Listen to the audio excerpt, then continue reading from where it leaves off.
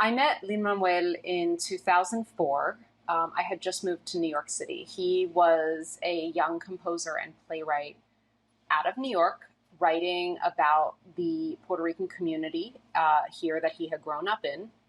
I was a young playwright and kind of former composer out of Philadelphia who was writing about the Boricua community there that I had grown up in. And we found our way to each other because it's a small world, and we joined forces to write in the Heights together. Amongst the many hats I wear, one of the most important ones is big sister. When I was 13, one of my three siblings, Gabi, was born.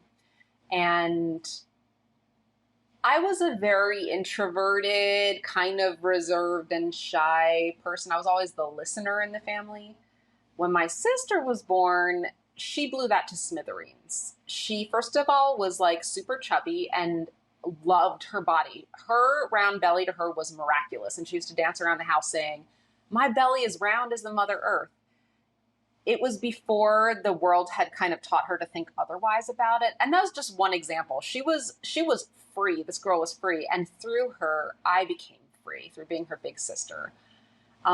I grew up with her watching like Little Mermaid, watching Beauty and the Beast, all of these amazing animated Disney musicals. And I loved them so much. I loved the scores. I loved the sense of escape and make-believe.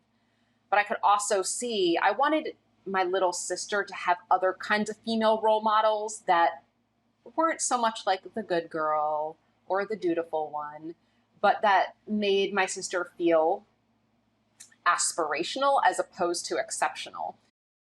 It's about two buskers, two musicians who play on the plaza, and they've been doing that for years. That's the life they've developed, and one of them is an elderly master musician, and the other one is his student, Vivo, who he kind of adopted as a stray and took him under his wing and under his tutelage. Their life is very predictable. Their life is wonderfully pleasant. And one day that all gets blown to bits because Andres receives a letter from his long lost love. This was his original musical partner. Vivo gets jealous. There was someone else he used to play music with. But what we find out through this letter is that Andres once upon a time had a different musical partner named Marta Sandoval. He was also in love with her, and he wrote her a song to tell her about his love for her, and he never played it for her. And he decides that he wants to find her in Miami, where she's moved to, and he wants to find her and he wants to play it for her. His mission becomes Vivo's mission.